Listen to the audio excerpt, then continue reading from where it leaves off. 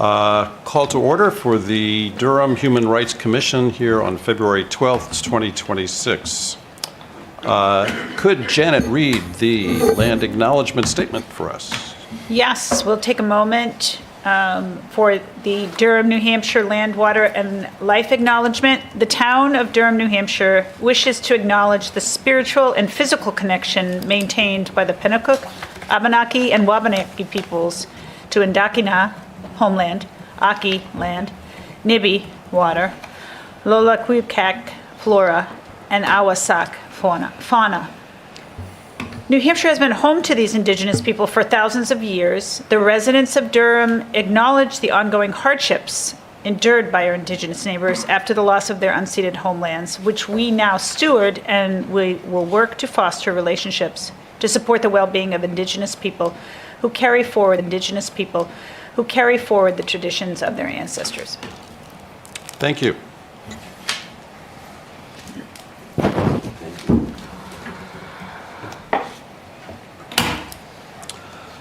Okay, approval of the agenda. I have one change in the agenda. I would like to move up item number 6, discussion of oral accessibility, to right after the approval of the agenda.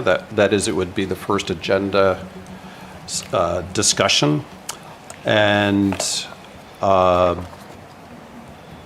guess that's it. Is that, should I make a motion for that, or how does that work? Should I make a motion? Yes.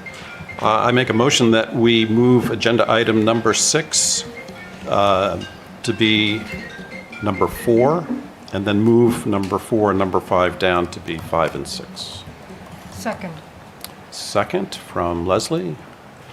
Any discussion? All in favor, say aye. Aye. Looks unanimous to me. And we have nobody online tonight, so this afternoon, so we don't have to go around the table to identify ourselves for votes. Okay, let's jump right into it. Discussion of oral accessibility. It's a good thing for the Human Rights Commission to speak in support of any disability that people may carry. I think that's certainly one of the prerogatives that we have, is to support anybody that has disabilities, have human rights, have rights for living life as well as they possibly can. And it was brought up that oral, that is hearing, is sometimes an issue or many times an issue for people attending public meetings, not just in this chamber, but also in the school board chambers, and maybe in general. So I thought, thanks to Deborah, who has brought the subject up, that this is a good discussion that we can have. So I'm moving it up because Craig Stevens is here from DCAT, and he needs to leave soon. So I want to make sure that he is with us and can give his 2 cents on what happens here in the chambers as far as assisting those who have hearing issues. I actually would like to hear from Julian Smith first as a guest, a visitor, who is essentially going to give us his thoughts on the matter. So maybe if you could come up to the podium, that would be great.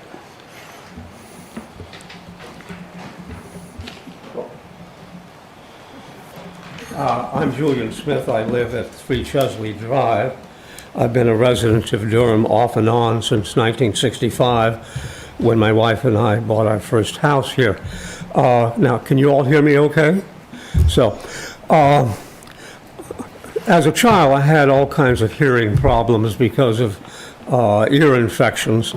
And by the time I started high school, when I was tested, they found out I could not hear things in certain high ranges.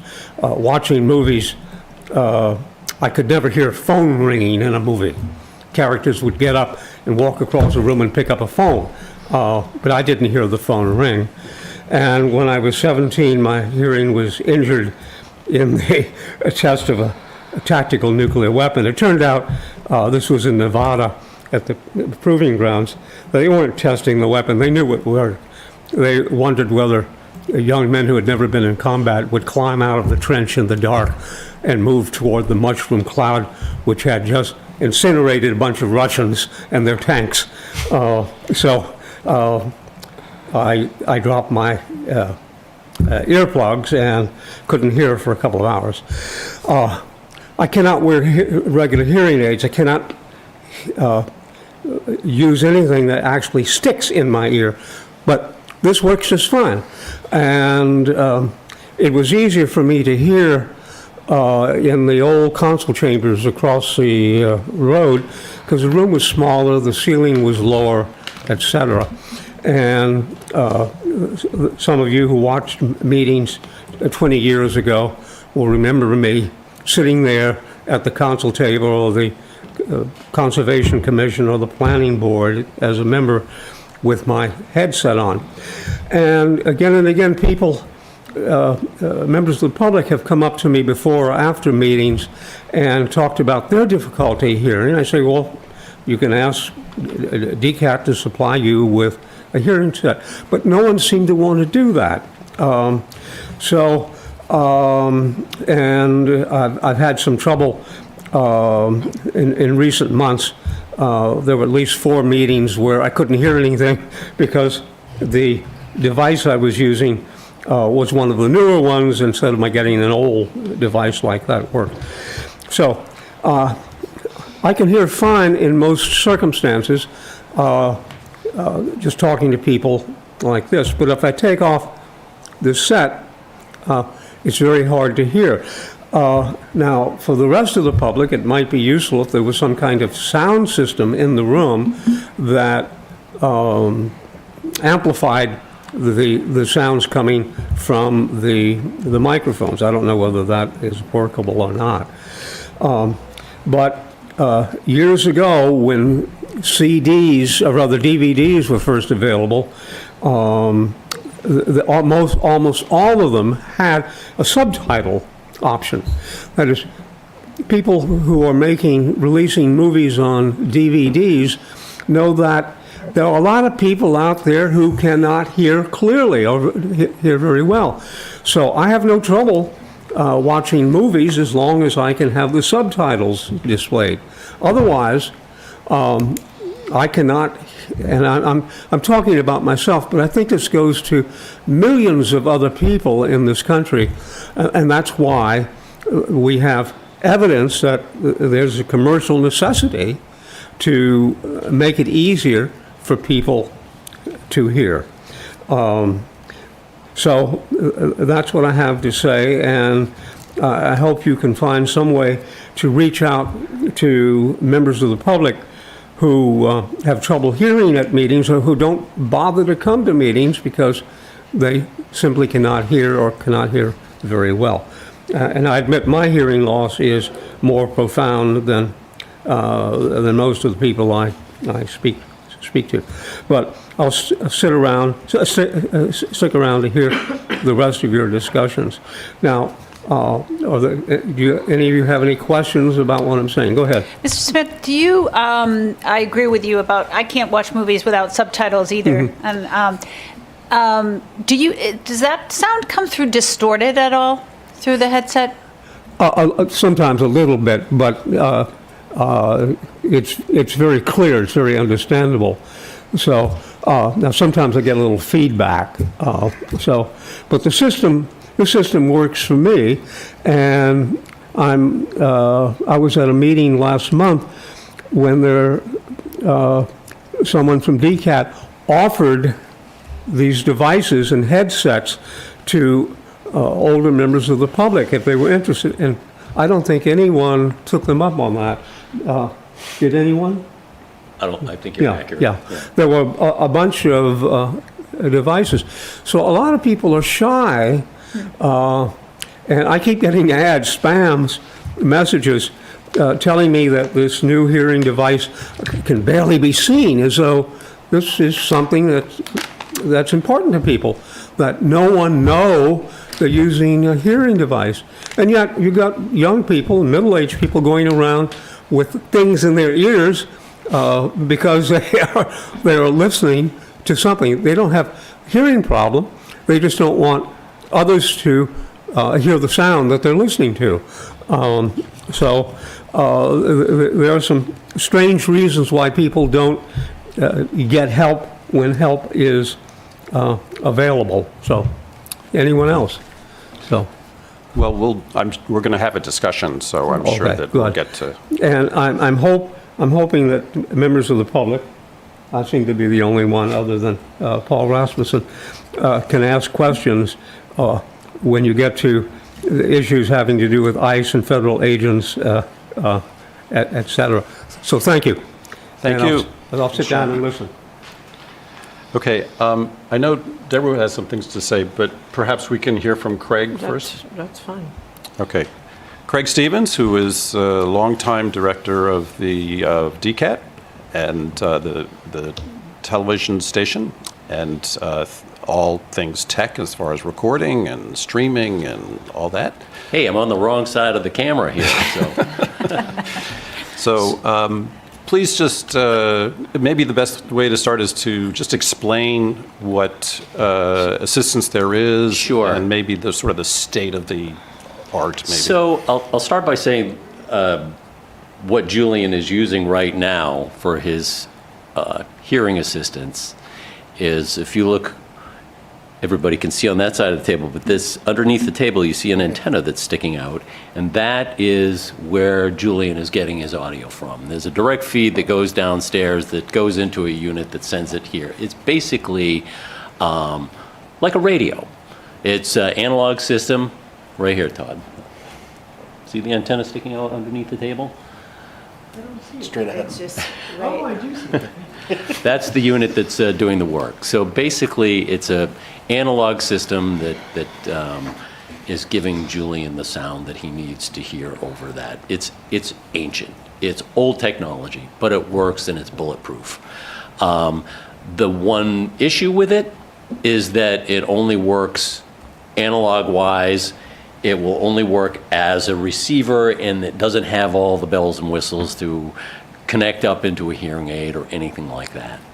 Now, we do have a system like that uses, the only way that we can use it is through our wireless system. Now, we do have it. Right now, we have had some issues with that, and at the beginning when I think that Deborah and I met and we tried to, this was probably 3 months ago or so, when the system was in its infancy. It was working, but one of the issues that we found was that Deborah was having trouble connecting up with it to begin with. But when I could connect up with it with my phone, the idea is it works with your phone through Bluetooth into your hearing aids.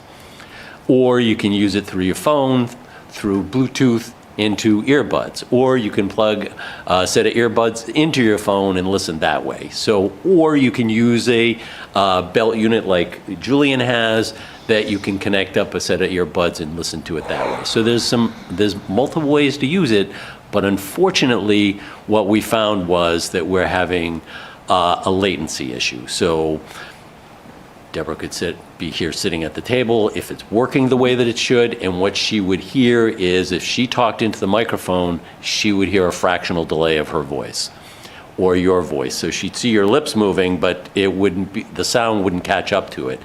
That's a wireless issue. So we think we've overcome that by, I pointed out to Deborah, up above these flat panels that are up above me, there's a unit that's on the ceiling here it's called an AP. It's an access point. It's for wireless. Everybody has something wireless on them right now. I guarantee it. Everybody's got a phone, whatever the case may be. Your computer, everything that you're using is sucking up wireless right now. So we needed to have more meat and potatoes in this room in order to pump out more wireless, so everybody sitting at the table, if you're at a town council meeting, probably everybody has a laptop in front of them, or a planning board meeting, that type of thing. So you want to have good wireless. We have a separate access point, which is underneath the table over here, that is for our assisted listening. It works in conjunction with the system up here. The problem is, it is currently, there's an issue IT-wise that IT is working on, that unit is not currently working, or the unit that you need in order to listen to our assisted listening over Wi-Fi is not working. When it was, there was next to no latency issue. So it's been boosted to the point of someone like, sorry to keep using you, Deborah, as an example, but you should be able to sit there and listen and talk into the microphone or whatnot and not have a latency issue, whereas you'd be able to hear yourself through the headset the way you should be able to hear yourself. That's our goal. We weren't getting that goal before. That goal hopefully will be, after speaking with the Director of IT, Luke Vincent, he assures me that within the next few weeks we should be up and running properly. So we'll be connected in, and I'll test it out. I'd love to meet with Deborah to have her test it out. It is a pretty simple system to use. You do have to download an app on your phone in order for it to be used with hearing aids through Bluetooth, or someone like Julian that's in the past, whereas he was handed one of those other new style headsets, he would be able to use it also. Did I cover all the bases? Yeah, no, I think you did great. Thank you. I'm sorry that you've had an issue, and I understand that, and we have tried to work on that, and it is important. Anybody's important that they hear what's going on in here. Yeah. And I will also address, Julian had mentioned the audio system. He obviously thinks there is no amplified signal in here, so he can't. He hears it through the headset, but he'd never hear it through the overhead speakers. We do have that. As the room fills up, we find that it's harder and harder. People that sitting here, if you have 40 people sitting here, it is hard for them to hear because you have a group of people and it's taking up a lot of space, and there's only so far we can boost the amplification on it, just due to the size of the room, the height of the ceilings, and the possible feedback issues. If this mic is open, which means it's constantly on, that mic's open, those mics are open, that means they're all taking in audio from somewhere, and that the possibility exists that we would have some feedback issues because we try to boost up the audio so high that this can't work in conjunction with the speakers in the ceiling. So, Excuse me. question for you, then I'm going to open it up and offer Deborah to speak also. But Julian mentioned that a number of people may be afraid or not front and center about getting any kind of listening device to help them hear during meetings. And I have two questions actually. One is this sort of state of the art now? Is there another system that does more? I'm not even going to go into cost, but are we at a place that is merely sufficient, or can we do better tech-wise? In the great outdoor, the great outdoors beyond this room, beyond what's currently here.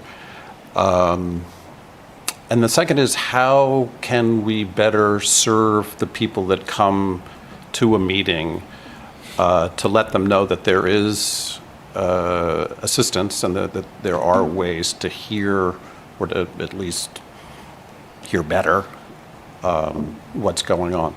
I also throw that out as sort of town-wise, school board as well, maybe the schools, any public places where there's an official meeting or anything like that, is there, is what you're describing just unique to here? Can the rights of people that need to hear and a public forum or public meeting, can that happen elsewhere? How do we even it out so that this is a problem that can be addressed across the board, I guess? Well, to answer your first question about the system itself, this is probably one of the newest systems that's out there. So it sort of covers, not the one Julian's using, but this new system, sort of across the board, it covers all the bases, hopefully, that somebody would need that needs hearing assistance. We do make sure, I'm not sure if it says on the agenda or not, but maybe we could put it on the agenda that hearing assistance is available to anyone that's interested in it. I'm willing to put it out there wherever and however. We do have a sign. I think that if you go into any facility that's of a particular size, hopefully they would have some form of hearing assistance that anyone needs. There is a sign on the back wall that does state that. But there is a little legwork that goes involved with having to do something more than just use a little receiver pack that you wear on the belt if you want to connect into Bluetooth-wise into a headset. So you have to have an app on your phone. I mean, there is a little bit of electronic wizardry that needs to happen for that to happen. And you have to have a phone, which you do have to have a phone. Not everyone and we do have people that certainly do not take advantage of that. I mean, we do. I say sometimes we have a program on the weekend. They're very well attended from the Durham Historic Society, or it could be 50 people. I think Julian was at the last one. I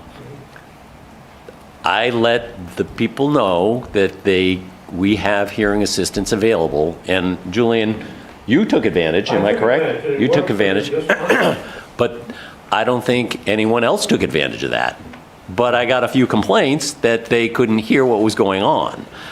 So speaking up and advocacy is important. Speak up. We'll make it happen. Yeah. I mean, I want everybody to be happy too. Janet has a question, and then I'm going to... I have two questions for Craig. One is the subtitles that Julian mentioned. Those, I assume on the Zoom that you can ask for those automatically on Zoom. Zoom is something, I'm sorry. Is that correct? Zoom is something that automatically supplies subtitles. Yeah. Okay. So if you were watching on Zoom, you can ask it to have subtitles. Is it the same on DCAT? DCAT, we broadcast with subtitles. Okay. And they only will show up if you ask them to show up. Okay. That's on our live streaming. Okay. So on live streaming, we do closed captioning, and closed captioning is done, I think, in both. I think it's just English right now. Okay, that's good, and that might answer my next question. But this might be more of a question for Todd than for you. But if anybody is deaf and they ask for, like, especially like an important town meeting or something like that, would we be able to, or sort of obligated to have a sign language interpreter? Has anybody ever asked for that? Do you want to talk about what we do? I mean, we've never had anybody ask for that. Okay, and then I just wonder if that's a matter of, it's not, There's not a amplified. requirement to have an interpreter. Okay. But I remember years ago there was an 800 number we had found that we could refer people to, but I don't remember how they dealt with it. That was years ago. Yeah. We can't, I mean, you'd have to, and certainly, I'm using Deborah as an example again, that she was at a well-attended meeting. she was watching, listening, or on Zoom with subtitles, I believe. Am I correct? Or you were listening through your Well, headset? I can't remember. The screens that are in this room. Yes. That show people on Zoom. They do Are not closed captions. No, they're not closed captions. Which is a big problem. So for me, that meeting, when your system didn't work, I wanted to be in the room. I wanted the counselors to see, I'm here. I had to go sit in the lobby, join Zoom from my computer, where I could get closed captions, attend the meeting as if I was in the old days, a disabled person that no one wants to see, shunted No, I to the understand. side. And then when I wanted to speak, I had to come into the room. I came to the podium, my Zoom was on, I had to disconnect the Zoom because otherwise I had the Zoom in my, and there have been several instances in the last month that have sent me over the edge, which is why I asked to bring this here. But I understand, I understand there's tech problems and things happen and so on. I should be able to attend a meeting and hear. And if the system's broken, there should be captions. I should not have to sit outside the room because I can't hear inside. And I was not the only person that night who couldn't hear. And that was several weeks ago, and since then I've been to planning meeting, couldn't hear, town council meeting, couldn't hear, school board meeting, here. Here I'm listening, I have a live transcribe on, and I have a microphone. And with all three devices I'm managing, it takes a lot out of me. I'm exhausted after things like this. But one of the points that I wanted to make that came home to me really clearly as you were talking, because you've clearly made good faith efforts to have up-to-date assisted systems, and then they don't work. And it's not just this. I've been to so many places. I've been to movie theaters where the things don't work. I've been to the synagogue where they have 6 headsets. One day I tried 6 headsets. None of them worked. They're all broken batteries. So what's coming through to me is you need to have multiple systems. You need to have multiple points of access, both because people have different hearing issues and can tap into one better than the other, but also so that if one fails, people can still follow the meeting. So I don't understand why the Zoom, when it's broadcasting here, doesn't have captions. Well, the Zoom generally is only up on the screen for a short period of time. First, Wait. well, when we have this up on the screen, generally we're showing a PowerPoint presentation. We're not showing Zoom exclusively all the time. Well, the last 2 meetings, there have been counselors who were not attending by Zoom. They So it was come and go on Zoom, correct? Yeah, so it was. This is one of the issues that we have is this is a direct feed from our system downstairs that does not. It's a hardwired feed that's going to these TV sets, which is it's kind of skipping a process, and I'll have to look into it to see if I can bring up the closed captioning on the Zoom. It may be just a cabling issue at this stage of the game, but the way that it is right now is it bypasses. It's like if we're watching live on these screens, I can't bring up closed captioning. So I'll have to see if that's going to be possible. I appreciate what you're saying, and I'm hearing what you're saying, so that's something that I'm going to check into. That would be helpful. Actually, the first meeting I was out there. The last meeting I attended, I brought my laptop in here, and I Zoomed into the meeting. So it showed up that I was on Zoom, but I'm sitting here, and then I turned the audio off and watched so then I can just watch the meeting on closed caption. Again, I get it. I shouldn't have to. Okay, yeah. And I'm not blaming anyone else, but you do get the occasional person that sits back in their chair like this, and the further back that they sit, the less the microphone picks up. And so she just made that noise because... No, that's always a problem. So, I mean, it's important for somebody that's sitting, that one of the first things that I do when I take a meeting, and I do still do this, and Gwyneth is doing it downstairs right now, and I do still do meetings, and one of the first things that I ask before the meeting starts, they'll say, would you please make sure that your microphone is in front of you, that it's not way back here somewhere. So it's important to have it in front of you so everybody can hear, and that if we have captioning somehow, that it's picked up properly. So I'm going to jump in. I think this is a good discussion we're having, and it's saying for me that it's a good idea to have a backup if there's tech problems and so He's got the backup. got the backup. Julian is wearing the backup Julian right is now. wearing the backup. Honestly, if I had the particular system that we have I think is a great system if it's working properly and right. Mm-hmm. And I think that hopefully the next time you come in, Deborah, for a meeting. Monday. And it's Monday. I don't think it's going to be the next time, but I will speak with. I did speak with Luke beforehand, and I asked him when we're going to be up and running, and there is some major tech issue that I have nothing to do with that I would like to have fixed. And I asked him before this meeting started a few days ago, can we get this up and running? No, not at this stage of the game. So, anyways. I want to bring up one other thing, because I don't know if this is tech or just obstinacy, but I have said for years, that podium, even where you're sitting, is nuts. You have a table there and a podium there so people can talk to the people sitting here. And all the people in the audience, you've got your backs to them. So, A, the sound isn't good, and B, people who lip read can't see you. And I do not understand why that podium No. could not be stationed here. People in the audience, people on the committee can still hear, people in the audience can sit not here, but they can sit where Julian's sitting and see the speaker's face and be able to see the lips. I've mentioned that several times. I've never gotten a compelling reason why it can't be done, but it's never moved. So for the sake of, I got beeped, which means that She couldn't downstairs hear they you. couldn't hear you.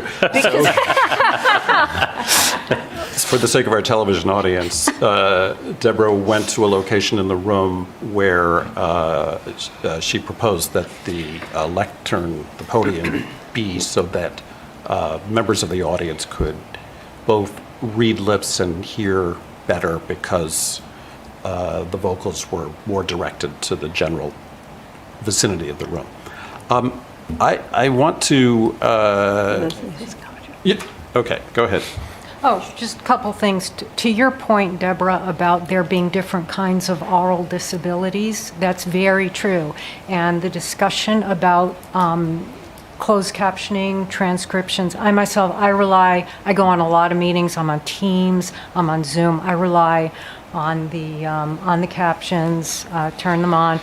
Granted, sometimes the transcription is a little odd and you get a weirdo word in there or something, but you can usually figure it out from the context.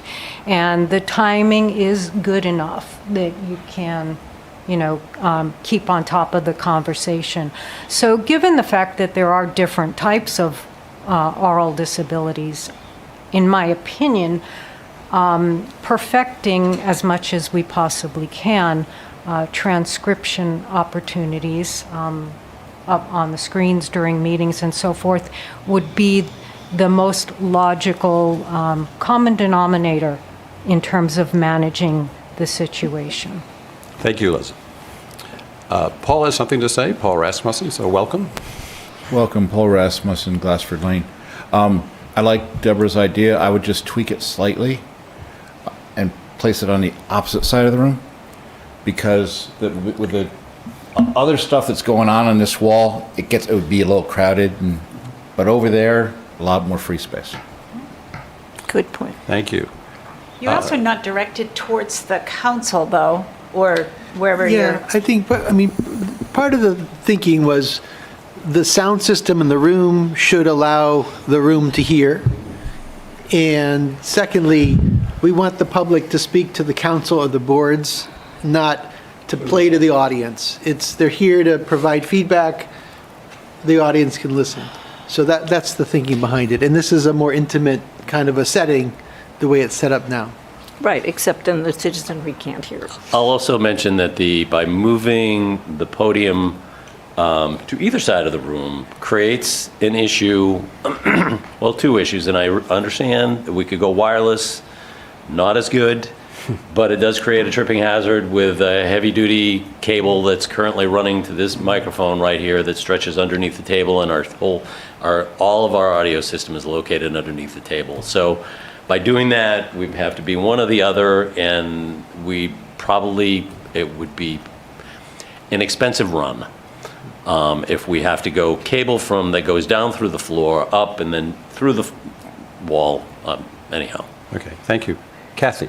I just want to go back to the very origin story, because I'm not quite sure the process. I see the signs and the QR codes and the announcements, but so somebody who's new to Durham comes in, needs some support to hear the meetings. Is there somebody always here present if system A doesn't work and you have to go to system B? What does it look like for somebody to show up their very first time? Do they have to reserve ahead, or I don't know? That would be helpful. If we knew that somebody here needed assistance, then we could make that assistance available to them. We could leave the same thing that Julian is using right now. If it goes beyond that, one of the people that, either myself or a tech, would have to make themselves available before the meeting to make sure that they're covered. Now, like I said before, the wireless system, if you're using it with Bluetooth, there is an app that you have to load, and there's a kind of a step-by-step. But there is a QR code on the sign back there. You scan the QR code, and it takes you to the site in order to load the app.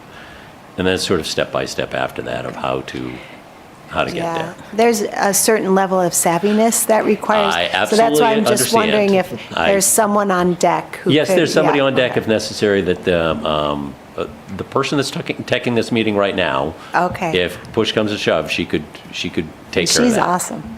She is awesome. Thank you. Yeah. Can that Way to go, person, Gwyneth. can the person leave their post downstairs to come up here?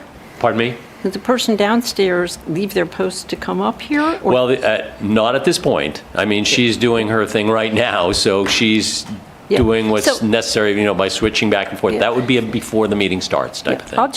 I'll say, I'm not the most savvy tech person in the world, but nor am I a tech dummy. And I came in here, I tried to scan that QR code. I couldn't get anywhere with it.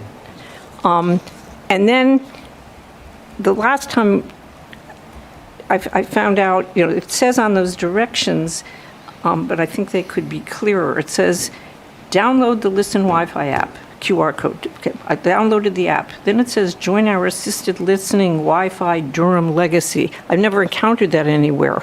So I didn't realize I was on the Durham Wi-Fi. I'm on Right, and Wi-Fi. But I'm not an idiot, and I read that and it didn't register. Open the Listen Wi-Fi app, click channel A. I tried, and I couldn't get anywhere. And I know exactly where the issue that you had. You are on our Durham Wi-Fi, which is a guest Wi-Fi network. And the guest Wi-Fi network, that's why it says Legacy. Durham Right. Legacy is the Wi-Fi network that you have to be on in order to hear Right, but what's what going I'm on. telling you as a consumer who's not a dummy in terms of tech, I've never run into that where I had to get on a separate Wi-Fi. So I think we need more directions than what's on that little sign. I couldn't get anywhere with them. Then I talked to you again, you said, oh no, there's a separate Wi-Fi, you have to Right. sign into that, so the room is packed and I'm standing there. And then, of course, it didn't work because the Wi-Fi was down. Well, I think So I think we need better instructions. I think we need multiple points of access, and I totally agree with Leslie that one of those should be visual through captioning. I'll do what I can to make and- that happen. And I don't know about the podium, there's more to be said, but Okay. Last question? Leslie? Comment? Comment? And here I am sitting back from the microphone. I'm wondering if perhaps this commission, because we had this issue on our agenda and we've discussed a lot of things here, and one of the things that I think I've heard repeatedly is issues of information, mechanism, process. Perhaps that's something that we can address going forward. We can, someone can talk further with Craig. We can get details and find out, answer some of those questions or concerns that you expressed, Deborah. I'm sure there are other people who've had to, felt they've had to jump through hoops to get things to work. No fault of anyone's. It's just the way this is. Excuse me, the way the system is. But I think it is something that we can look at. And also, I did hear folks saying that, there are others in the community, that it doesn't begin and end in this room. Raising awareness and perhaps some language about what is available, how it's being addressed, and what folks can access going forward. And I realize this is a work in progress. You've explained that to us. But I think that might be the direction. I think Craig understands everything that we've talked about here, but I would, in my opinion, it could be the job of this commission to work on that further. Well, and I'd like to take that a step further, because the problem exists outside of this room, and I don't know how we get in touch with those people. But that was, so I came here, I was very frustrated when I had to sit out there. I was coming to a lot of meetings in the last month. Then I went to the school deliberative session where I was supposed to be as a supervisor of the checklist. And as that meeting began to get organized, numbers of people said they couldn't hear. And I don't know, somebody tried to turn up the volume or something. Somebody brought me a headset. I had no idea why they brought it to me, but they brought me a headset. Guess what? It didn't work. Then I was told the meeting was being live streamed on YouTube. So I thought, okay, I'll watch it on YouTube like I do in other meetings, sound off. Well, it wasn't captioned, even though YouTube, I've read, offers free captioning. It wasn't captioned. I was in that room, which got progressively colder as the night went down, for 5 hours. It was an exceptionally long deliberative session, and I could not hear. And they also had the podium with the speakers back to people. I said, the person next to me, I said, what did she say? Passing notes. It was horrendous. And I know I wasn't the only person who couldn't hear there. And I talked to them last year after the deliberative session. I said, I can't hear. Can you move the speaker's podium in one ear, out the other? And I talked to them again this year.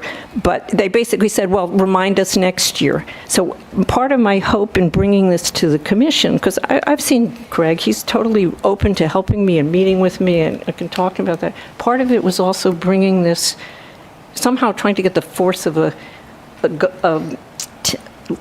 town governance committee behind the notion that we as a town need to be thinking about accessibility and need to be proactive about that. And that's, Agree, and this is an opportunity to, lack of a better word, formalize the concern. Right. And go forward with it and study it and find out what needs to be done. And yes, in a force multiplied way. Should we do a little subcommittee or something? Perhaps. What's the action step? Good. well, we can include Craig, maybe. As far as captioning, you were going to look into that. I will say they do make separate individual closed captioning systems. They're very expensive. Do you mean separate from? That would work just from our base. For instance, we bring up a signal on these TV screens. The problem is, at this stage of the game, is that we're going to have the same issue, whereas there's a latency issue with us broadcasting to these screens up here. So there's as much as you think there's a direct feed, there's still going to be some form of latency, whereas while I'm talking, it's going to take a bit for the words to catch up on the screen. Okay. So there is going to be a problem with that. Well, I think I'm going to interrupt. Yeah. I think for action steps, let's look into the tech. let's speak to the issue.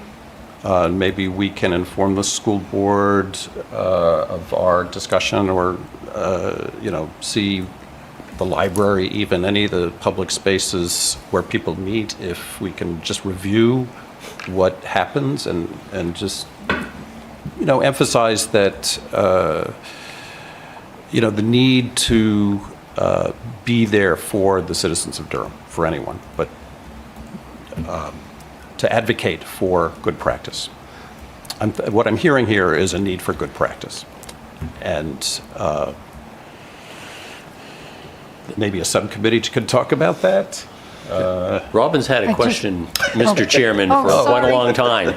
That's okay. And I'm not trying to throw my fellow counselors under the bus here at all. I think we could all do a better job of moving our faces closer to the mics when we speak. But Craig, thanks for answering all these questions today. I appreciate it. And Deborah, thanks for bringing this up, because it's something that's been on my mind. I've been hearing folks in faculty neighborhood come up to me saying that they have a hard time when they do come listening to the meetings. And one of the things when I was a state rep in Concord is all the mics had to be off, and when you were recognized, you turned on your mic so that it helped with the accessibility point of people being able to hear in the room. It was just that voice. So Craig, question for you. I'm thinking of killing two birds with one stone with this. We don't kill birds on this commission. Right, and I think you know where I'm going with this. I know what you're going to ask. Yeah. Is there a way to have mics off so that when somebody is recognized, either by the chair or the vice chair or whoever it may be, maybe the town administrator, that when that mic turns on, that's the central focus, and have that volume be increased in the room? It would, if we were to, right now, I'm muted. So I just unmuted myself, but these are meant to be, the push button is meant for muting only. So I can swap them, basically take it apart, and you move some of the little tabs around, and they can be swapped so they're push to talk only. It's possible, but I would worry about that. Sure. That people are sitting in there just, I've been doing this a long time, and they've always been push to mute only.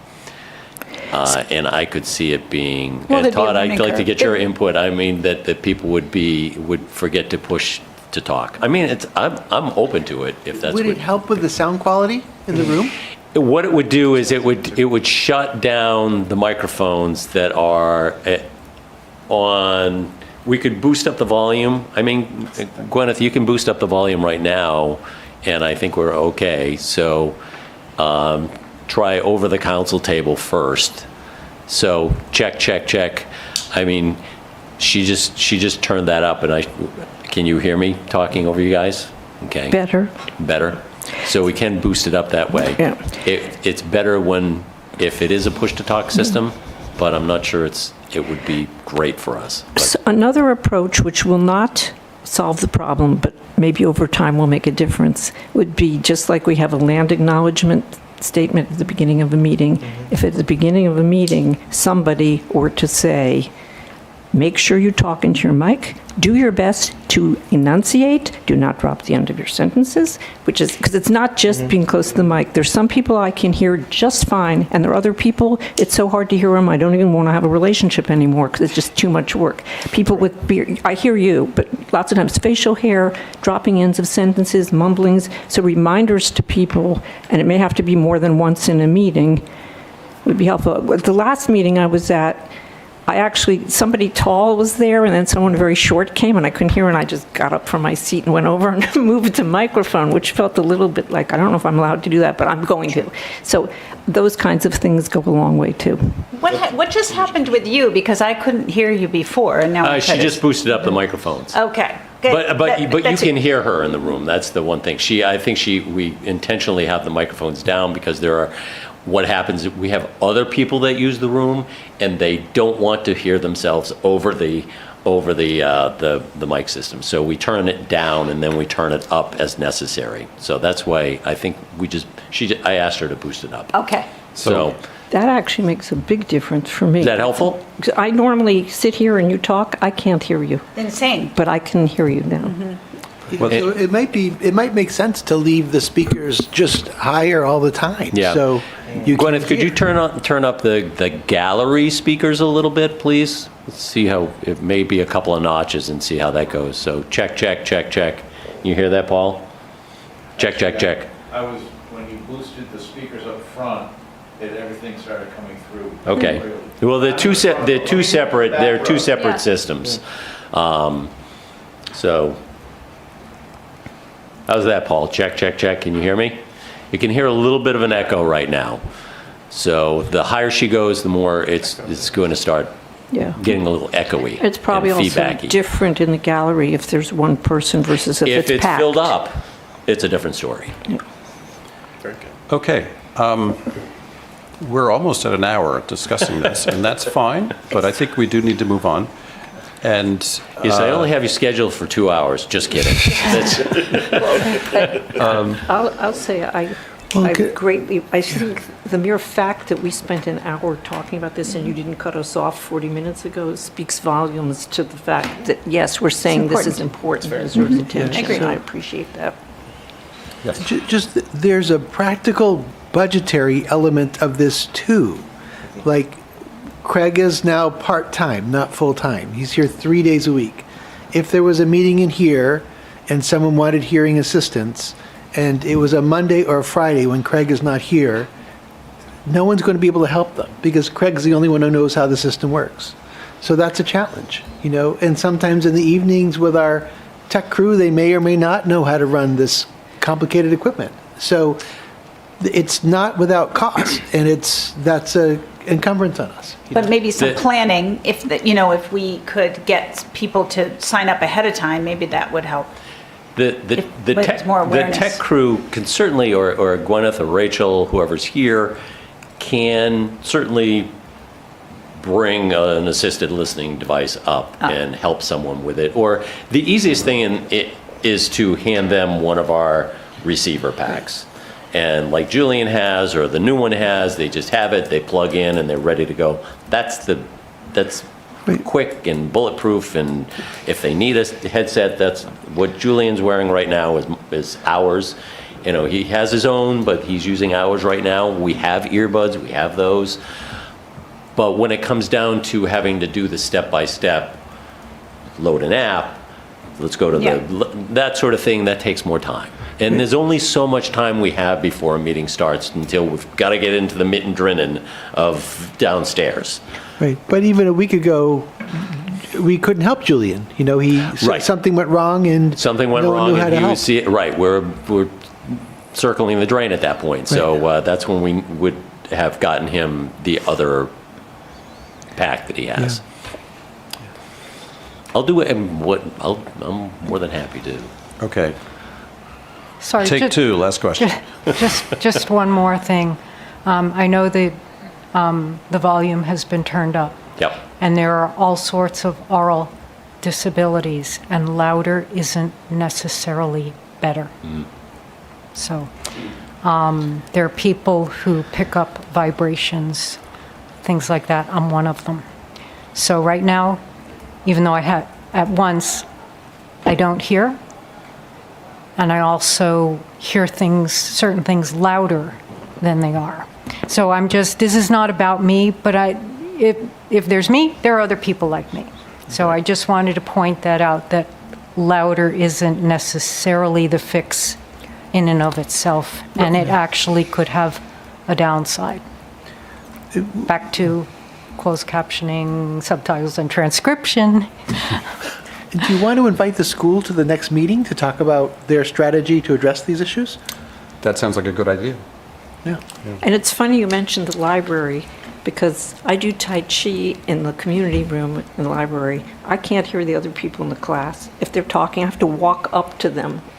And I don't know exactly what tech-wise they have or don't have. They do not have. They don't have anything there. What they do have is fans that cause a whole lot of background noise. So I turn on my hearing aid and then I get the fan. They do have a noisy system there, So yes. it's certainly inviting the school would be great, but then I think thinking about again, just raising awareness, looking at what the library, certainly our official spaces, and I can make a suggestion about the library if it's helpful, that they do have an audio system there. I mean, I'm one of the people that was involved in helping set that up, and they do have a wireless. It's a body pack with a microphone on it, and certainly your Tai Chi instructor could possibly, as long as whoever from the library gives them one and turns the system on, they can connect it on, and they would talk, and it would come in through the overhead speakers like what's happening now.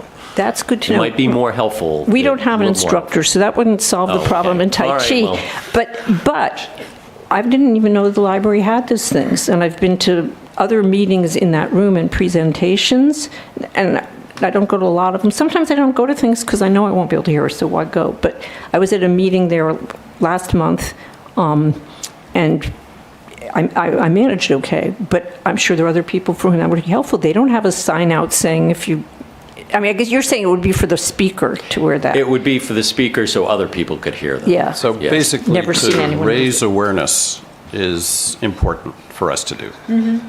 Yes. So why don't we think about that and talk about ways of doing that? And at our next meeting, we will talk further, maybe with the school, with somebody from the school board here with us. We'll know more information. Does it make sense to have someone from the school board, or would it be a tech person from the school? Do you know, Greg? Unknown. I don't know the tech people over there. Yeah. Well, We don't I would have communicate to really. ask who makes sense to. Okay, yeah. I could check with the school board chair, Matt. He's a friend of mine. Okay, great.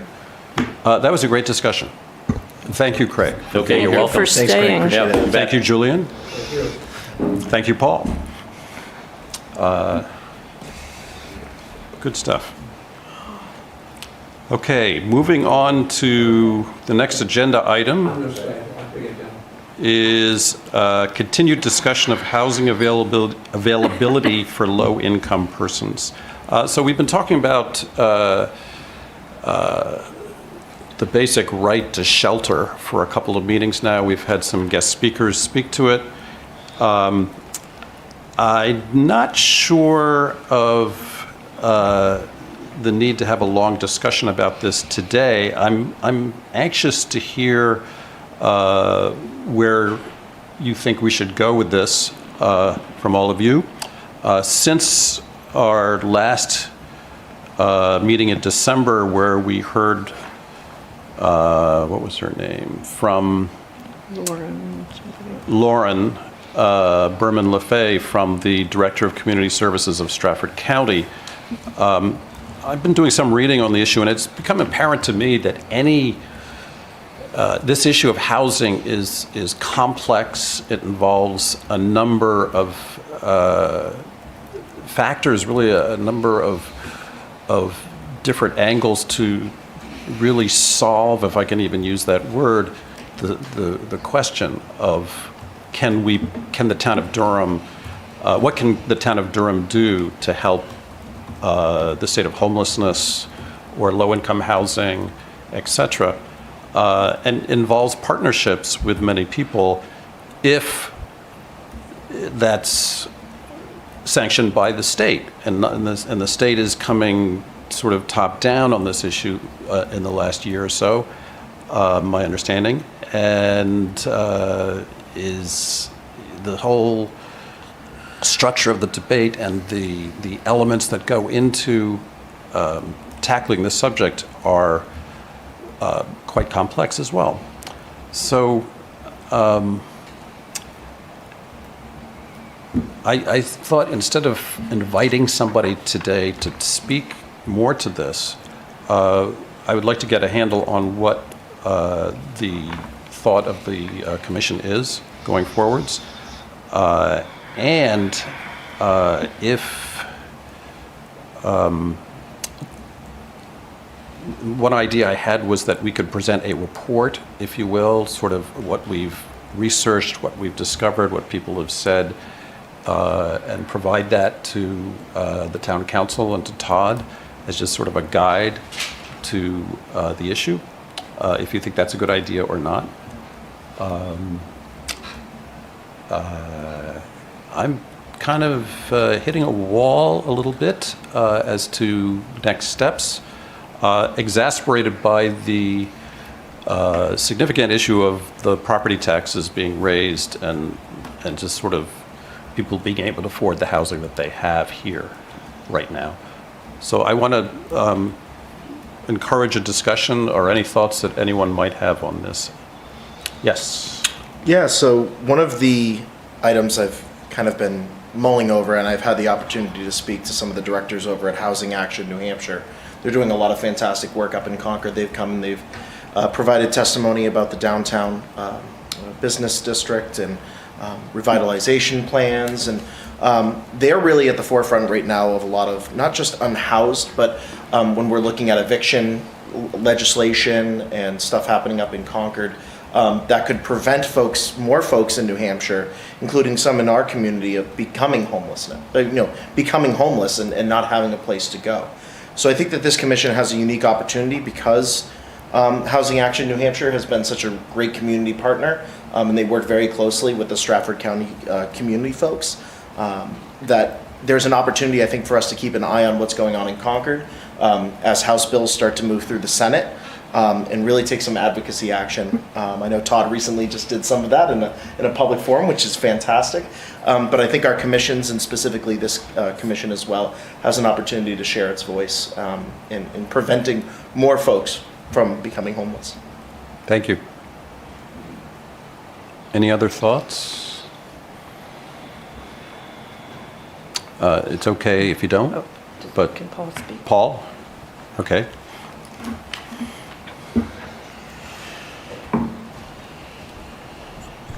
Since you asked, I, in my role as planning board chair, I see applications coming through, and one of the questions that tends to run in the back of my head is, why is there not more workforce housing? Why is it not coming? And I think a lot of that has to deal really with the state law, because the state law has a very narrow focus for rental state housing that says you have to be aiming at the 60% mean, HUD mean income level, whereas there's several other layers. If they had better options, so that if we could advocate for better options at the state level, then we might see more occurring. Thank you. And I'm glad you're here, by the way, because that's important. We should have invited you to be our guest today. So, in the same way that we're thinking that somehow providing more information about accessibility issues, it seems to me maybe having some sort of a report or statement about this issue from us would be helpful, and maybe that in turn could be conveyed to our state reps, maybe Todd, who finds all kinds of ways of speaking out on things very successfully in print and in person, can bring that point that Robin's bringing up, that we need some action there. Has that been done with the either the task force? I mean, I know you guys did such an outreach for information and stuff, but have we had any forum in town from the human rights angle, like accessibility, affordability, like have we gathered in that particular, with that in mind? Not that I'm aware of. I mean, that's something that our commission could sponsor. Go a little bit more with that as far as when you say we could sponsor, would that be? Just, a venue and the speakers and advertising and. Okay. Set up a program or set up a discussion or Right. whatever. Yeah. Yeah, we could definitely do that. Leslie? Actually, I really like that idea, particularly because I know you're all sick of me saying that there's an ideological issue in this town, and that there's a culture change that's required, and a lot we kind of live in a bubble here. That said, we don't really know how many folks might be out there who are concerned about this issue until we create a venue and a date and everything for those people to come forward and, to announce this is an opportunity. And then I think we'll have a better sense of whom there is to work with and so forth, and what people are thinking or not thinking. And so I think that probably is the best way to go. Otherwise, we don't know if we have a critical mass who are in agreement with the need. So an open meeting with anybody who wants to come to discuss the issue, does that sound like? Maybe like a Oh, yeah. housing and security forum. Something like, I mean, we can come up with the title and the language associated with that, and how to appeal to like-minded folks who would want to discuss this. But just, an analogy would be what Julian was saying about how there are people with hearing disabilities who probably do not come forward for whatever reason, or haven't said anything. That is the way of many things. So let's see what's out there. Let's see who's out there. Okay. Rather than me complaining about the culture and the ideological issues all the time. Because we did do it, like you guys did you guys outreach to a lot of the businesses, and I know that you had outreach to some of the people that maybe were struggling here in Durham. And then we did the Oyster River Reads, we did on poverty, and there were some sessions, I think, about housing specifically, and there was talk around it, and I see it on the Durham Facebook page. There's talk here, talk there, but if we could come together to specifically talk about it from what the issue that you brought up, from the human rights angle, it might be worthwhile. Yeah. It couldn't hurt. Yeah, And sounds great. I think inviting school nurses, they know just really who's vulnerable, or UNH, somebody from UNH who knows about students who are unhoused. I noticed, so I read a couple things, then I'm going to ask Paul for his comments. The New Hampshire Coalition to End Homelessness, their latest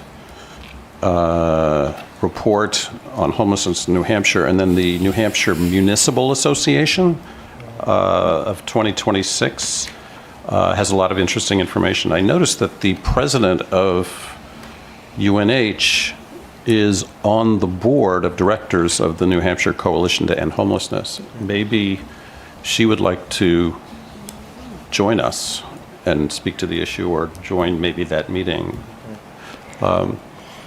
Anyway, Mr. Rasmussen.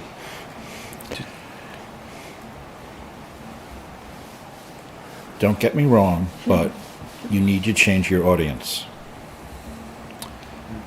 When you have your these outreach sessions, these information, you get the same people showing up. They're not the people you need to be continuously talking to. You need the people who aren't showing up. You need to find out where they are. You reached out during one of my planning board public hearings when we were doing the Attainable Housing Overlay District. It was very helpful. You had a lot of broad reach support speaking in favor of creating these workforce housing type environments. It helped us pass the ordinance. It really, really did. So thank you. I've had a dozen or more public hearings since then on similar topics. Nobody's showing up with your viewpoint. Mm-hmm. All we're getting is that's not the type of housing we want around here type stuff. So what I'm looking, so reach out, yes. Janet, you've showed up to a couple, but for the most part, it's you're being drowned out by everybody else who has other concerns that are greater to them for what's the future of Durham looks like. Yeah, good point, thank you. And maybe we need to talk further. Is that not counteracted by the people who are loudly complaining about their property taxes going up, though? Isn't that, like, we could all, I don't know how many paychecks people are away from being without a house, but. So that's a new group.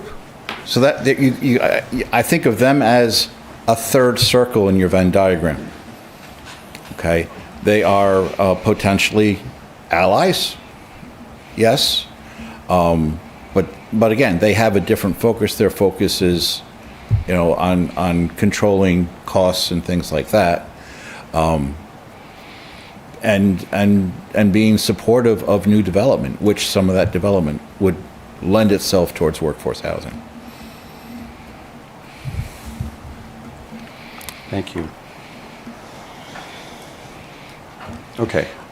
Any more comments? Any more discussion? Okay. I appreciate what Paul said, but do you have any ideas how to reach out to the people we're missing?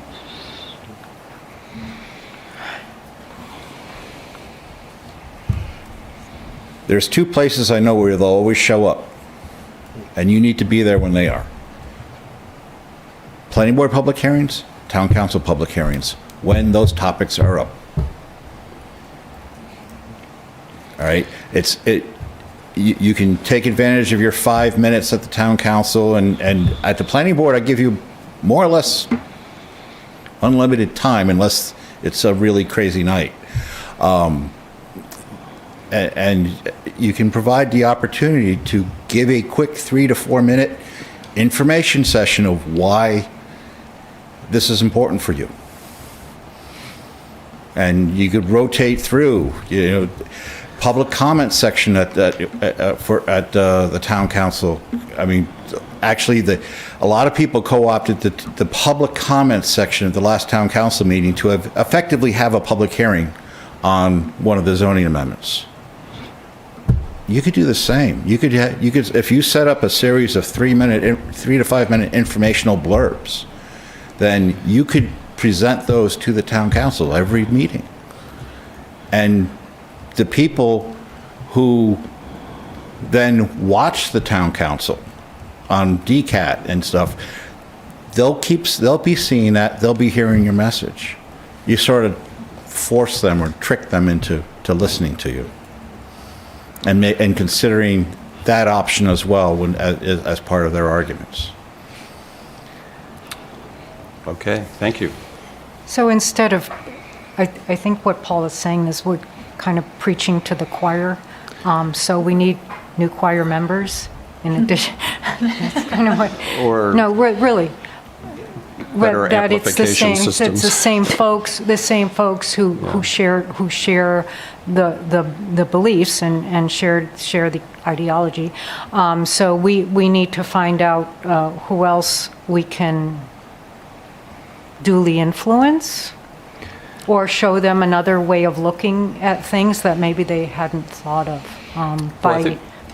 by attending these meetings. Right, I'm sorry to cut you off. That's okay. It sounds to me that number one is showing up and speaking up, and which I think is a Human Rights Commission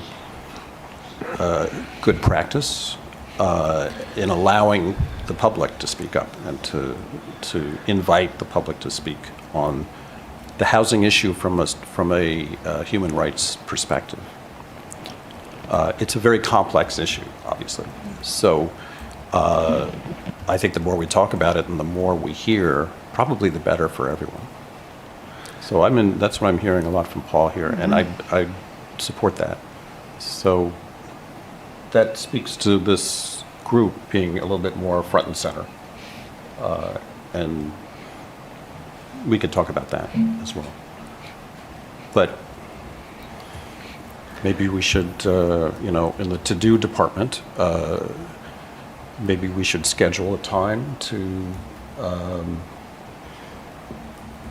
don't know if there's an issue coming up at the town council, or if it's best to just sort of have an agenda item to have a discussion like that. or at the planning board, I would seek guidance on that. Or should it be independent of those meetings? Well, Yes. all right, so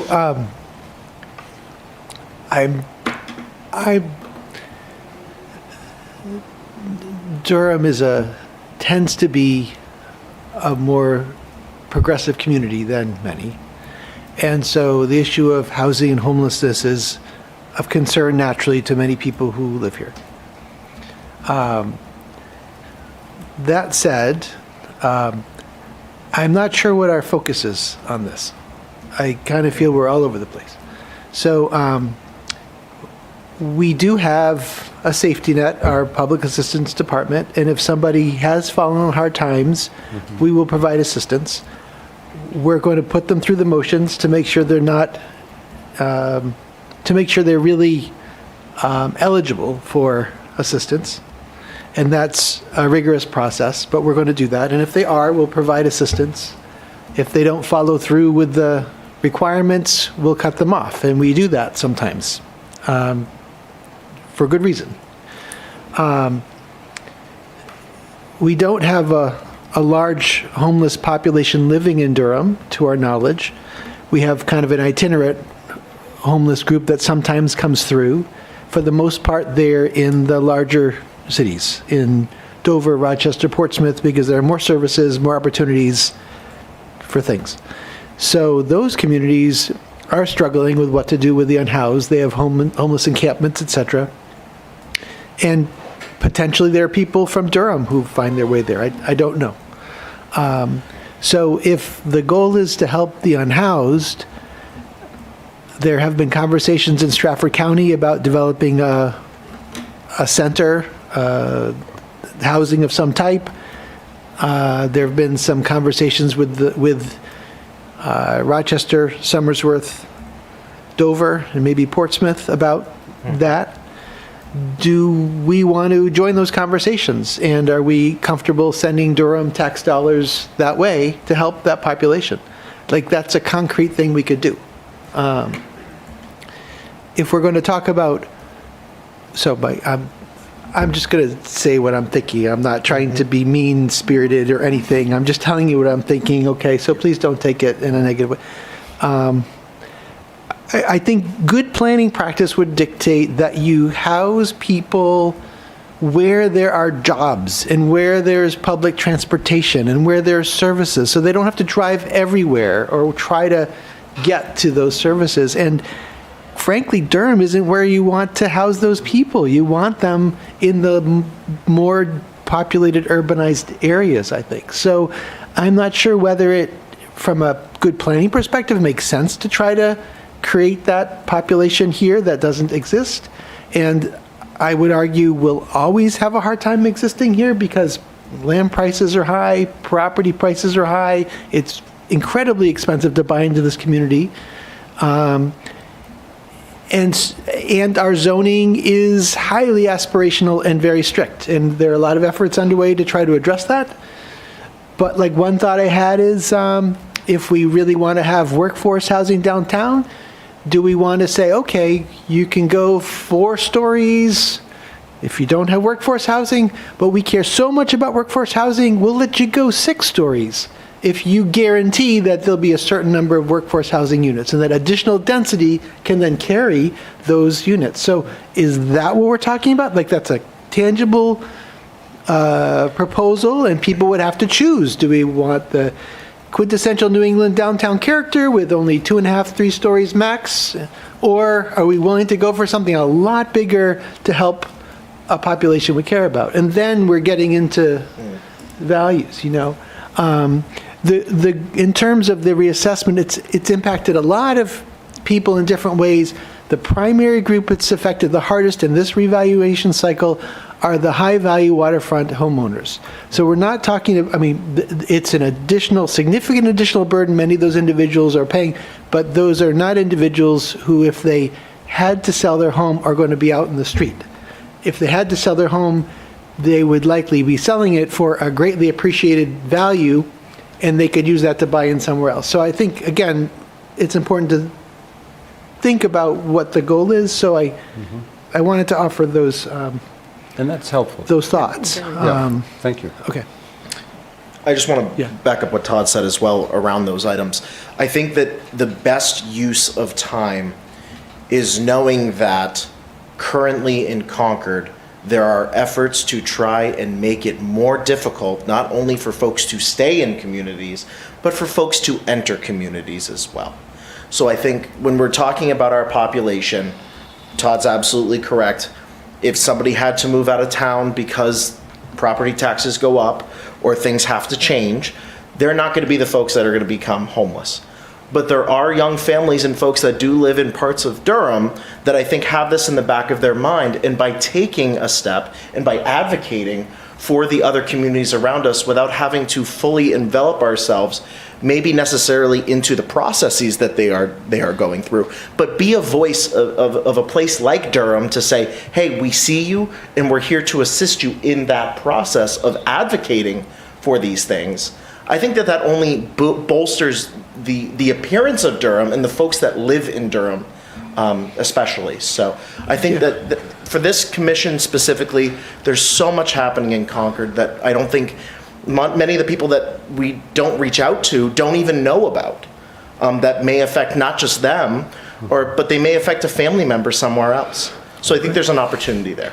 Yeah, and one other thought as Robin was just talking was, I mean, the nurses do have, they're tracking children who need assistance and are trying to provide assistance, and 48 Hours of Hunger helps raise money and supplement that. But we could talk with the school, and perhaps Durham contributes to that effort financially to help bolster the fund for Durham families.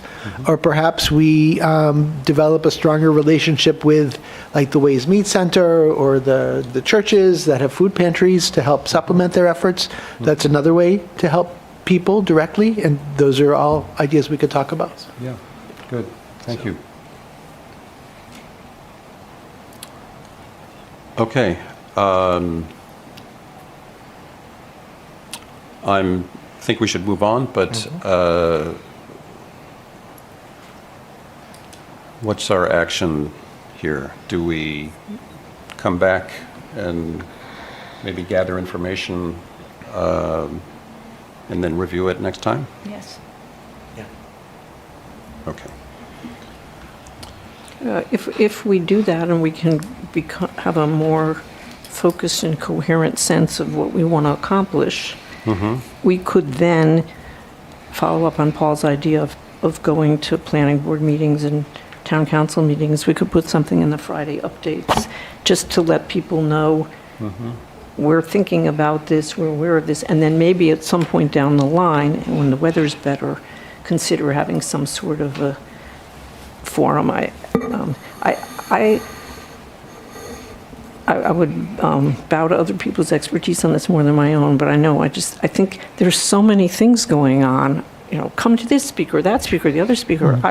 It's totally overwhelming. I don't have time to deal with it all. And I think I would be more interested in going to an event that was gathering people to talk about something than just to hear another speaker. Maybe you need to have somebody at that event introducing things or giving a framework. Even think about what you said. It was very helpful. We live here. This is our population. We're not trying to say we don't want anyone else here, but the reality is, everything you said, plus lousy transportation if you don't have your own car. So how can we as a community support making housing more affordable to people who do live here, or young people who are here and want to stay, or to the communities around us? Come talk to us. What are your ideas? Whether it's for you personally, your ideas about things. That's the sort of thing that would make me want to go to a meeting rather than just going to another speaker, hear another speaker or a panel. Gotcha. Thank you. Okay. Thank you. Let's return at our next meeting with ideas for that. Gotcha. Okay, moving along. Discussion of ICE and federal agents. Janet. I think I put this on the agenda, but it was I actually have something else that I'd rather talk about, but I didn't know if we needed to circle back around. I know that Todd had written the op-ed and talked about fear in town, so I didn't know if there was any other thing that we needed to do to... Since we produced the brochure and the cards. Was there any other follow-up action on ICE that this commission would be helpful for? Any ideas, any comments? I mean, it was a compelling article that you wrote, and Yes. it just made me sad, you know. Well, I just want to give credit to the commission because we'd spent so much time dealing with this topic and coming up with resources. I knew where we were, where Durham was on it, and as I watched what was happening in Minneapolis, it just was really troubling on a lot of levels, and that's what sort of prompted me to do it. But it's hard. I have to say, like writing that, I was concerned. Well, what do I put myself and my family in harm's way by even writing about something like this? And it's a shame you have to think about that. But my thought was, well, like, if not me, who? Like, someone's got to do it. It's important to say what the implications of this in a thoughtful way. It's not political. So I did go to one training put on by, sponsored by No Kings and Indivisible about what to do if you Can you pull the microphone closer? even closer. Yeah, just pull the whole unit closer. Okay. I don't want to touch it. No thanks. I did go to a training sponsored by No Kings and Indivisible about what to do if you want to film, if you want to video ICE agents, and it was helpful. So we can add that to our, if it's publicly available, I think it is. I have the transcript of that meeting. We could put it on our website. I don't know. For people to access. Sure, a link to it? Yeah, You put it on the link tree. I can, on the link tree. I can. So I'm at the middle school, and I had to run out today immediately to come to our meeting, and one of the teachers on my team asked if I would bring up, with respect to ICE, and I don't know if this is in our purview, but for the Human Rights Commission to reach out to the school district, because she's not certain there's a clear policy with the school district. And maybe we could, and I'd be happy to take action on this, send a letter to the district administration and close our Know Your Rights postcards and infographic, and just inquire about that. So that's one thing. And then she told me that, and anecdotal, but her daughter's in high school, and one of her friends, I think they live in a neighborhood near the high school. The parents won't let their daughter high school student out to socialize or be around because they're brown, and and they're citizens, but the family's really feeling worried and insecure about their daughter being out and about as a high school student. And then personally, we have a friend who is in law school in Portland, and he's brown background, Seminole Indian with black father, Seminole Indian mother. He was supposed to visit us in Durham, and he gets driven to law school by one of his classmates. He won't drive his own car, and he won't come down. He doesn't want to be on the roads driving while brown. And so we might not see, we saw ICE agents a few weeks ago, we're not sure, we talked about it at the last meeting. It might not be front and center for many of us, but I think it's center for lots of people, and we just don't realize it. So anyway, I'll, if you want, I can draft a letter or maybe a note to the district administration sharing our resources if they want to have some of them in stock in the schools.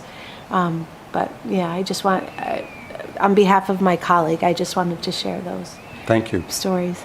And I think that's a great idea. And the schools should have some of those brochures if Yeah. they don't already. So Todd, we're out of them. Can I re-up the order? Now that one annoying, I think it was, is it Gwen? Gwyneth. Gwyneth, who helped me, was a typo and it's now gone. And so I'm very happy to reorder if we want to. Great. So, Thank you. Question, if we're going to invite the school to talk about the hearing impairment topic, we could invite them to talk with us about that as well, about this as well, since they're coming. That's a great idea. Let's do that. Okay. Okay, I am going to move on.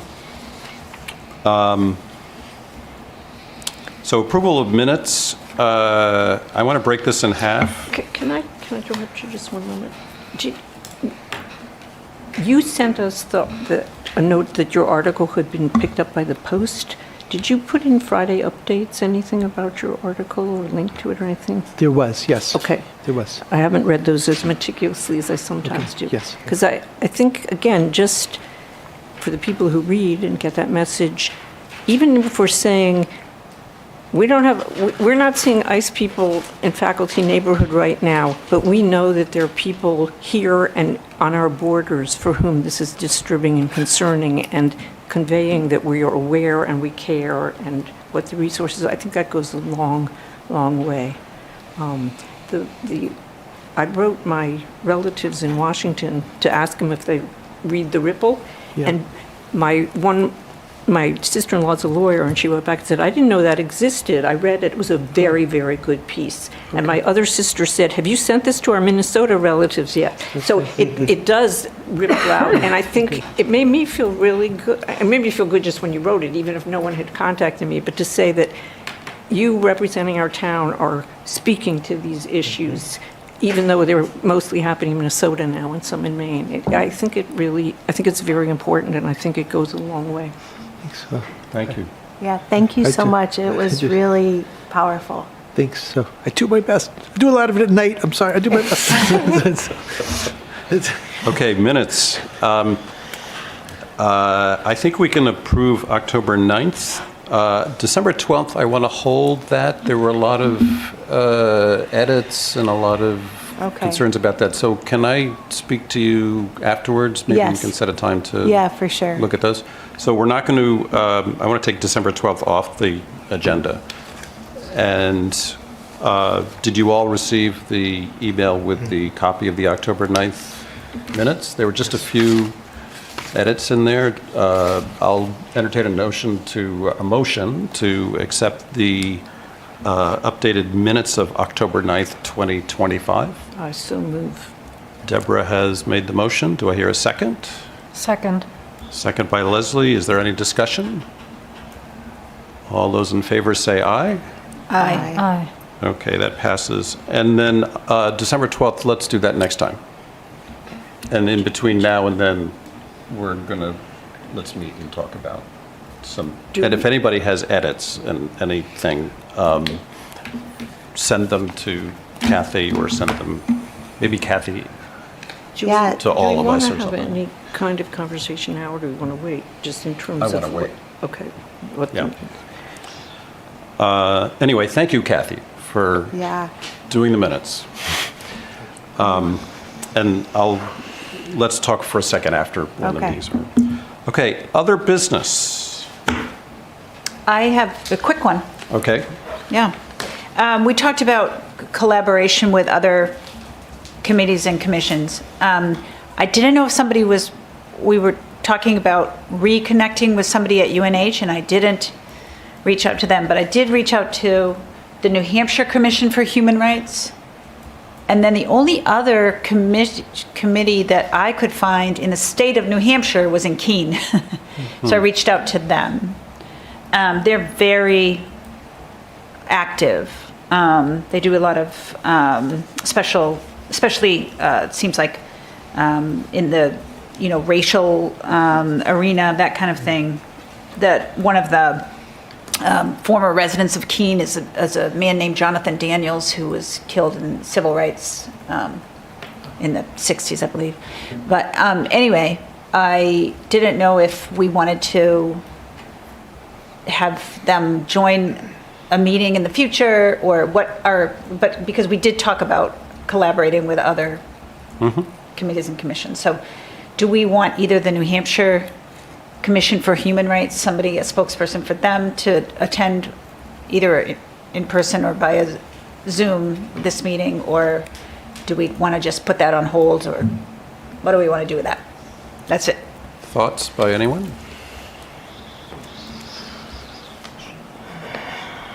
I'll just speak up. I like the idea of partnership and collaboration in general.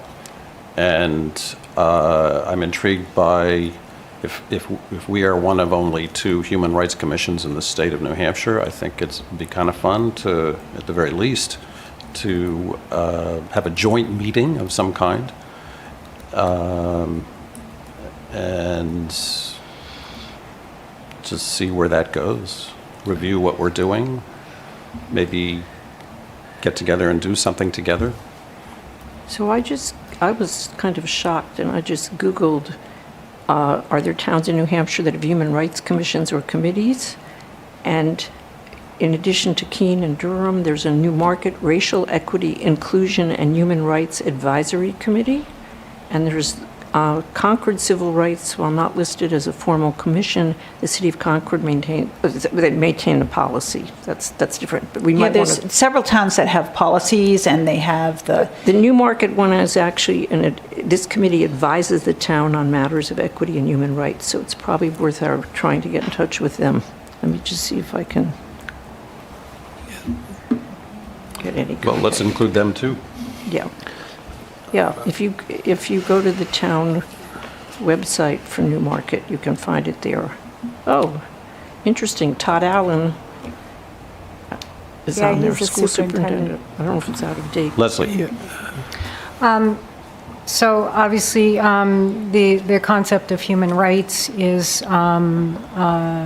something that we have in common with these other entities, but things may differ from community to community and what their priorities are versus what our priorities are and so forth. So perhaps we could visit their websites or speak with someone and then narrow down whatever those common subject matters are, and then arrange some kind of interchange or whatever it may be around those specific issues, rather than it just kind of being a free-for-all. And Social. I don't want to. Todd will appreciate this. I don't want to sound mean, but rather than touchy-feely, how wonderful it all is. Let's get that we can all get down to some business, common business, important business, but have some kind of a direction. They do. I did reach out to them, and then I was going to ask them if they could just talk to you, maybe Richard. They do have a lot on their website, and that's what intrigued me about it. There was a lot about racial justice, but there was also community safety, which kind of intrigued me, because that was something that we were talking about. And it's really, they have a lot of information. I would encourage you all to visit that website for Keene. So I think they would be helpful. And I'm not sure that we could be helpful to them, but maybe we could be in some way, shape, or form. Yeah, I think it's wonderful. Yeah. And I agree with Leslie that, and with Todd before, that, if there's an action, let's make sure that it's not, nebulous, or we don't know what it is. We're just sort of meeting because it's a good idea, that there's actually something on the table to discuss. Or clarity in the issue. Just a little additional information.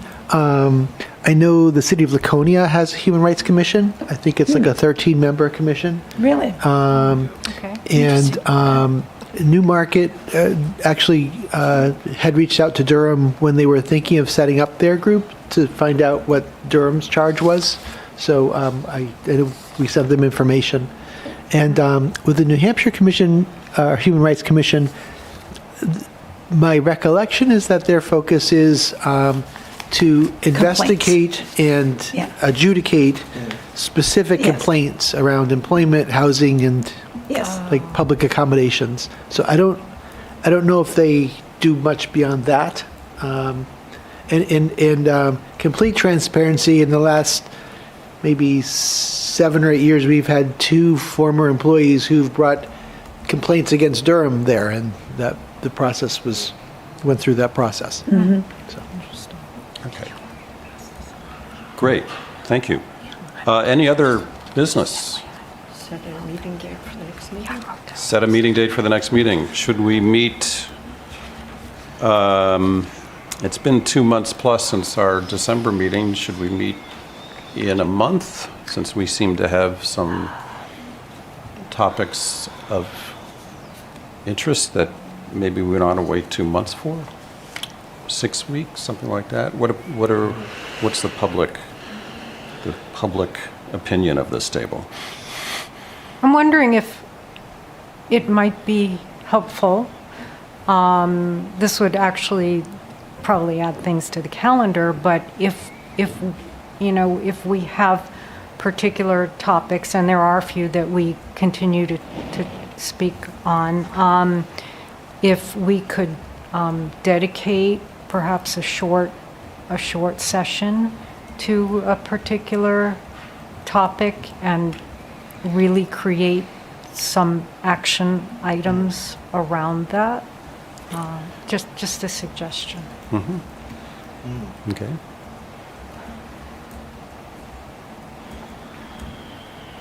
Or we could wait till the next meeting to discuss that, and what items that we want to delve deeper into, or not. So it sounds like a good idea to invite somebody from the school to come next time to hear both on the disability issue, what they do for oral accessibility, as well as to speak to the ICE situation. Wouldn't that be 2 different people? Yeah. Yeah, I think so.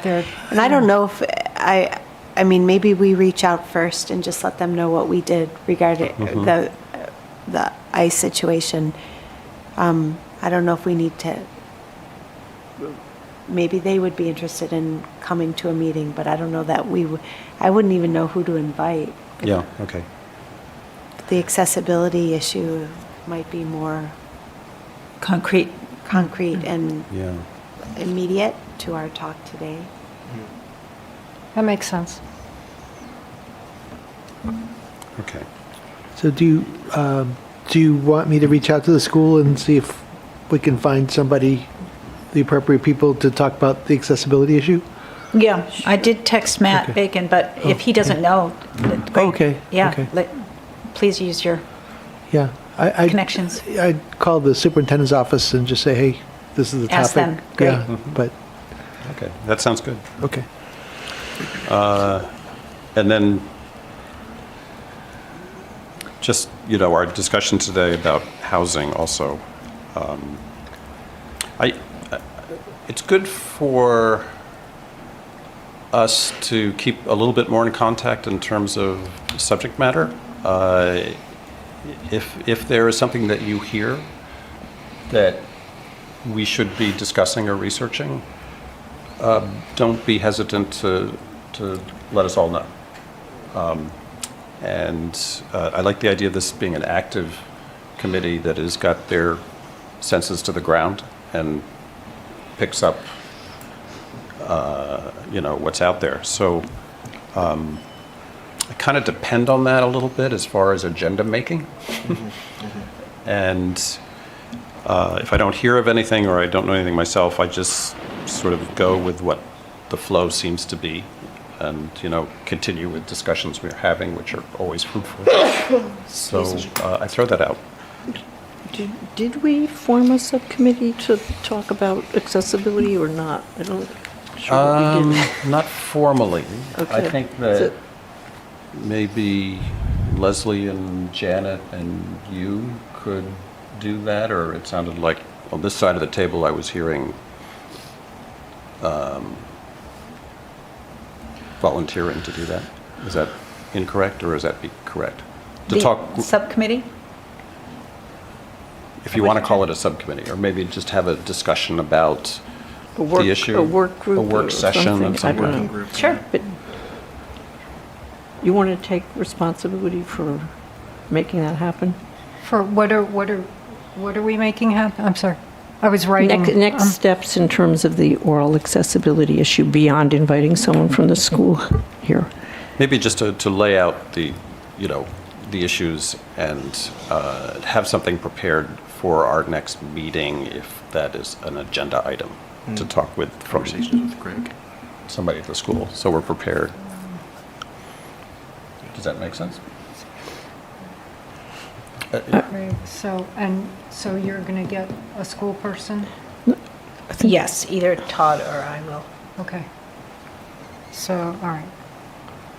And I'm going to talk with Craig? Is that That my, would, yeah, that would be helpful. is that my assignment? Should you take it on? I think that would be. I don't know. I'm confused.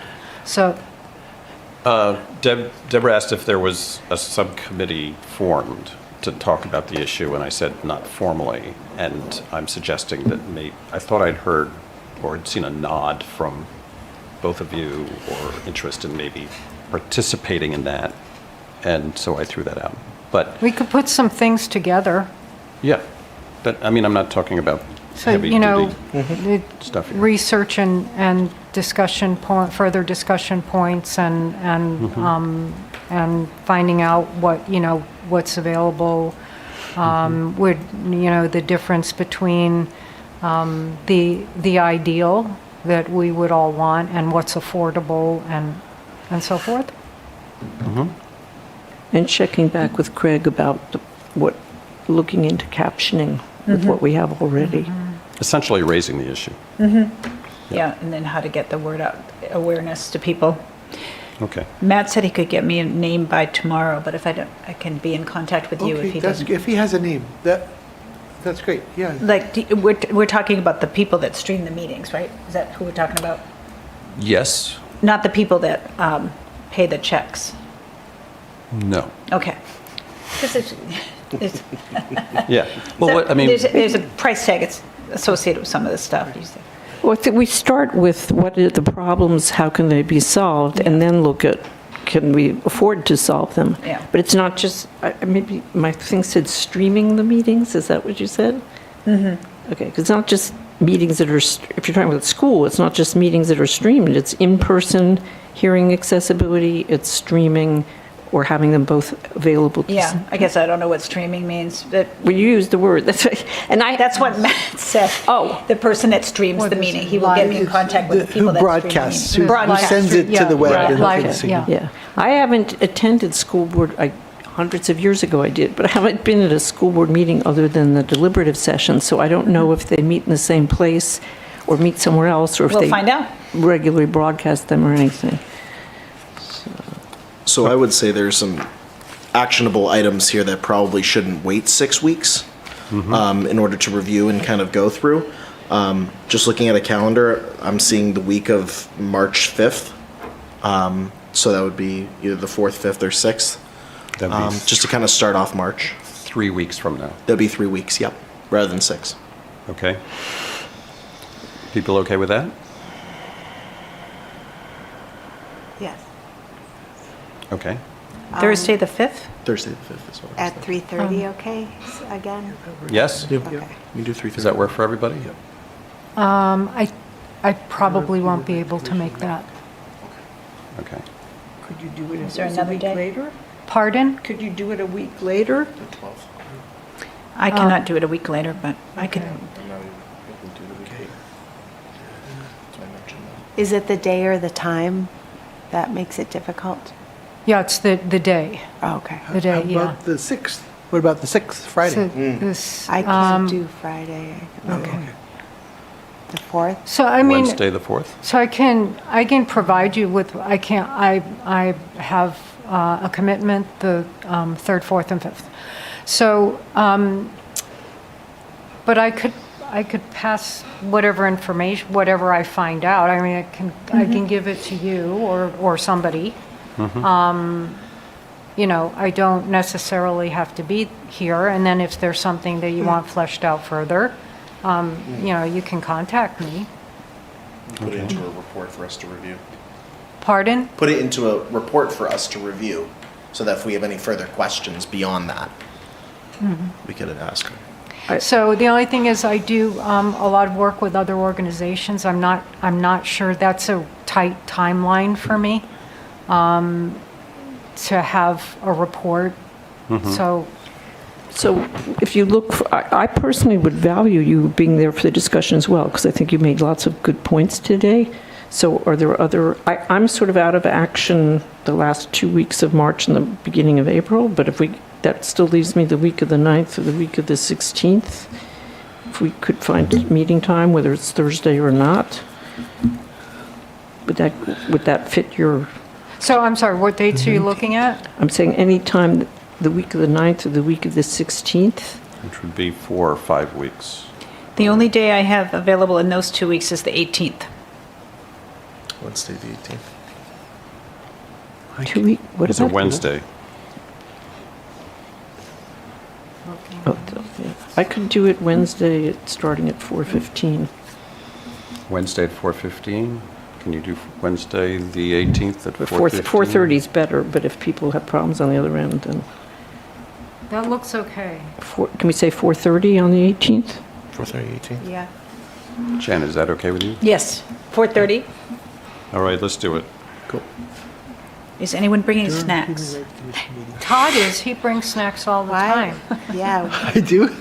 Yeah, but he doesn't Oh, I bring do, enough yes, for I everyone. They're verbal in essence. Sorry. Teacher that's says you gotta bring enough for Wednesday, everyone. I figured he Enough for didn't have anybody time. else. I figured he hadn't had time to eat lunch He yet. wasn't willing to share. Sorry, I didn't think I have to do an afternoon snack or I get kind of lightheaded. I get it. Sorry, It's okay. I didn't We're- even think we're about just- anybody. I'm sorry. We're just I didn't. teasing you.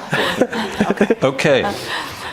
Next March meeting will be in 18th. 5 weeks, Wednesday, March 18th, day after St. Patrick's Day. And I'll take a motion to adjourn. I'll make a Janet? motion. Okay, I'll second it. All right. Deborah seconds. Any discussion? All in favor? Aye. Thank you very much. This was sort of a long meeting for us, but Good meeting. Productive. very productive.